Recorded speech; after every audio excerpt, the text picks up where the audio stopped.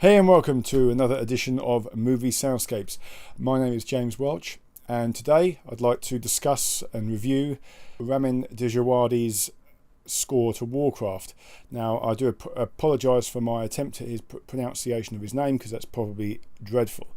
But anyway, he has composed, of course, most famously, I would say, the music for the Game of Thrones series, which of course in itself is a fantasy led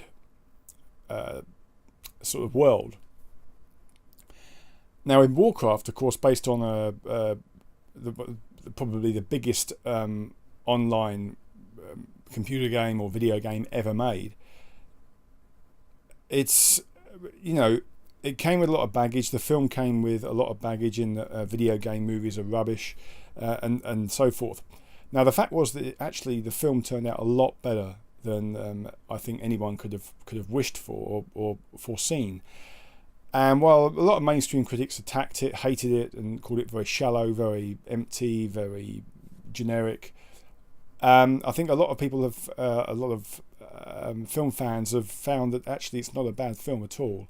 I would certainly sit in that corner and I would defend it quite vigorously. For a film that's only 2 hours long, and I say only 2 hours. I mean, these days, considering fantasy films, ever since like Lord of the Rings sort of came along, fantasy films are about 3 hours long, and trying to fit a whole world within 2 hours and try to get people up to speed in 2 hours is no mean feat. I like the way Ducan Jones approached it. He didn't fill the story full of loads of exposition.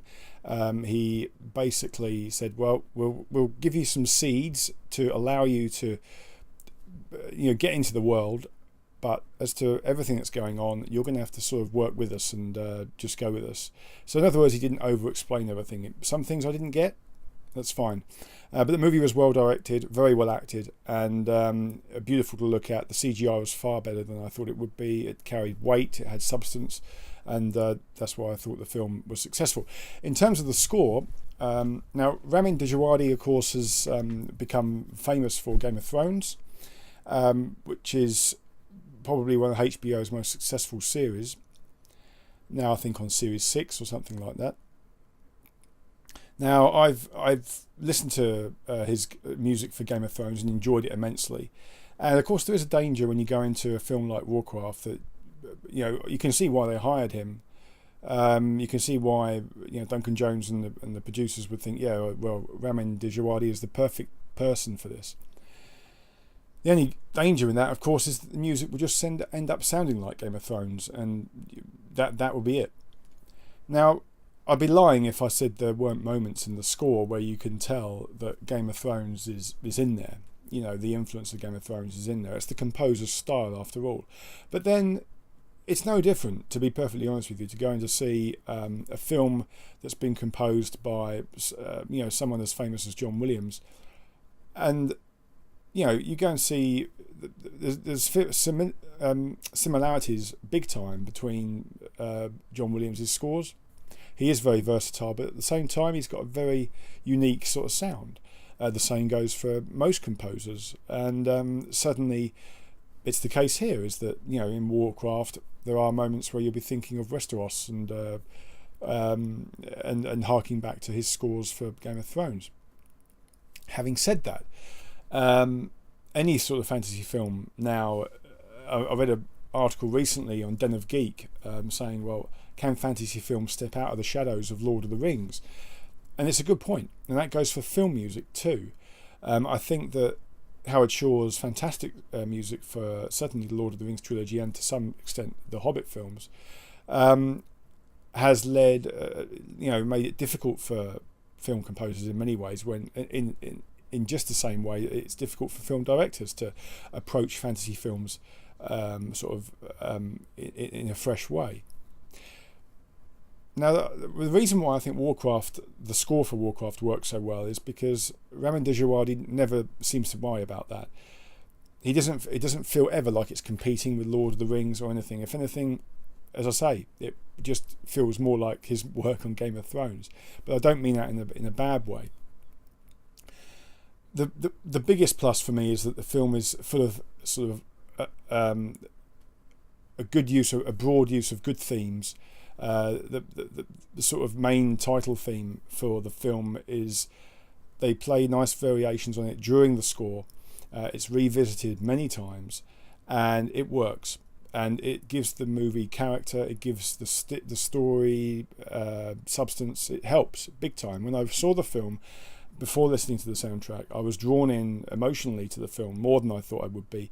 And on hindsight, and then listening to the score afterwards, I thought, well, actually, this is partly due to the score that worked so well. I've heard some people critique the score as saying it's too generic in many ways. I don't agree with that. I think that the score has much more substance and heart and feeling than I think people give it credit for. I've listened to it a lot. Now, when I'm reviewing scores or just really sort of listening to scores for the first time, if I'm streaming them or something like that, then I quickly know in my mind, am I going to go back to that? Am I going to listen to that score again and again? Warcraft I've been listening to all the time, whereas other scores, in many ways more highly sort of ranked scores, I haven't, have fallen by the wayside. So Warcraft has got good sort of replay value, I suppose you'd call it. But the best thing about it is that the film score itself is about an hour long. It never becomes boring. There's always the way that Djawadi plays with the themes is just brilliant, and I'm a big fan of a thematic film music, using themes, using it to build character and give an identification to those characters in the film, and it really helps the emotional sort of impact of the film. There's not just loads of battle music. There is lots of tribal drum sounds in there, which you would expect from a film called Warcraft, about different races going to war.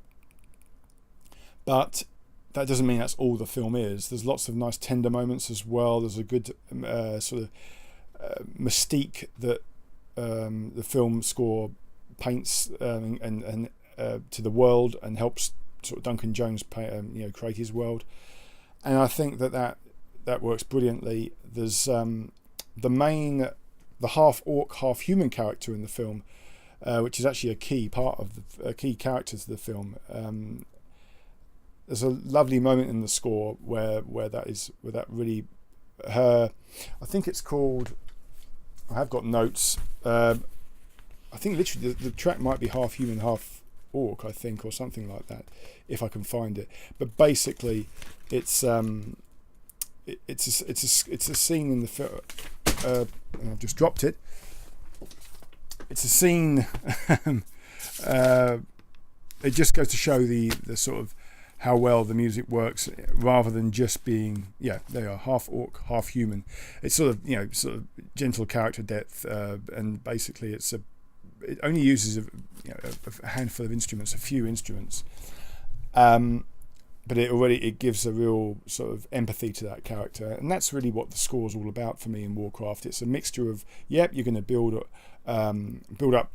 to the sort of tribal warfare themes that will be used, but you're also giving underlying foundations for the characters, and helping the filmmaker, obviously Ducan Jones, the director, gives you really draw the audience into the characters. I'm not trying to say that the film's flawless or anything like that, or the score for that matter, but it works very well and is far better than it's been given credit for.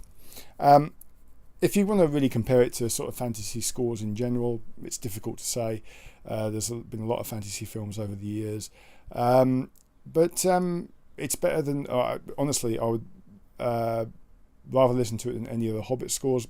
I don't know if that's got things to do with the fact I don't like the Hobbit films that much. That may come into play a little bit, but overall I would give Warcraft high marks, and anybody who's interested in fantasy film music, or just honestly well structured film music that some of the tracks are quite short, and yet it does keep you coming back, and will have you replaying, pressing that play button again and again. So go out and listen to it, stream it, buy it, whatever. But thanks for listening, guys. That's just a quick overview of review of the score. Hope you enjoyed that, and watch out for more videos coming soon from the Soundscapes. Until next time, take care and keep listening.